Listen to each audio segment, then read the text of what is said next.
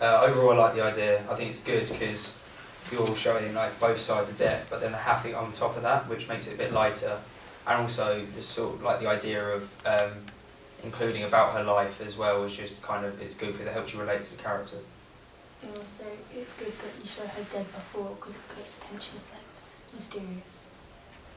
I think it's like a really good idea because the flashbacks give clues and hints to the audience, so they can like get an opinion on what's happened. Yeah, I agree with that. The flashbacks gives it more detail, but you shouldn't show who the killer is because it's like enigma coding, creates mystery, and that's what you want to engage your audience. You weren't a cricket fan by any chance, right?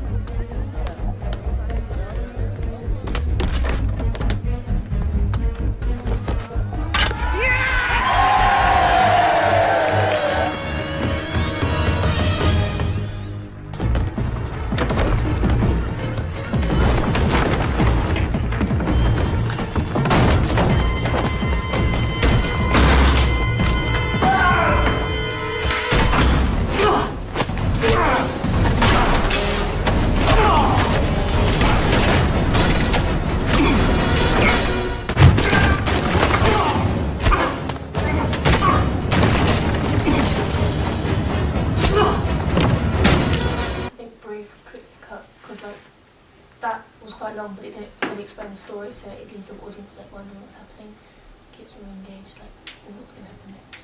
Yeah, I agree with that because it's constantly changing, so the audience is like interested and doesn't lose concentration.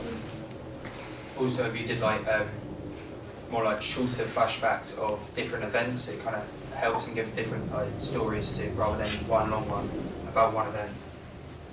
I think the shorter, more not focused ones are more visually engaging for the audience.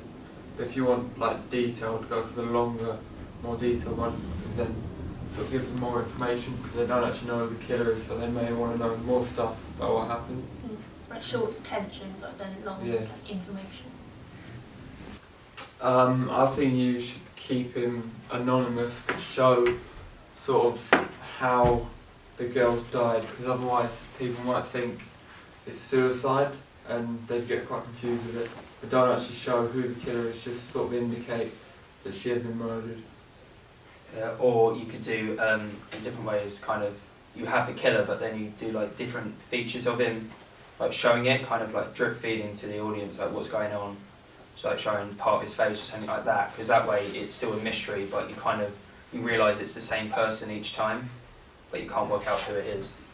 I'll do like not showing the killer through the flashbacks, but the last flashback should be like the killer's face. Or maybe like showing the killer but not the killer's face, but like a clue of who it could be. Yeah, I like that actually. Do the voiceover, don't go for like a long one the whole way through because that could give away too much. If you went for like shorter ones, maybe one per, like if you had short flashbacks from the girl, then it kind of gives a little indication but doesn't give away too much.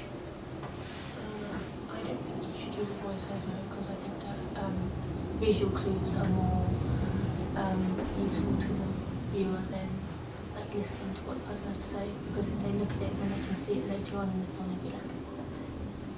Okay, so just to clarify, so should we use a voiceover or tense background music? I don't think you should use a voiceover. I think you could use like sounds in the shots, but like when it's meant to be tense and mysterious, I think the voiceover would like ruin the tension, and it would take away from like the drama of it all. I think you should like use tense music and like when she's dead and it shows the like in the river or whatever, and then voice over in the flashbacks. I think if you don't use a voiceover, you should definitely use diegetic sounds, like dialogue between her and other characters, because it's hard to find like the perfect soundtrack of music to play throughout the whole scene. Yeah, following on from what Ben said, if you had like quieter music in the background and then if you had short conversations and bits over the top, instead of a voiceover, it kind of gives a bit of both between the tension and then giving clues of what's being said as well.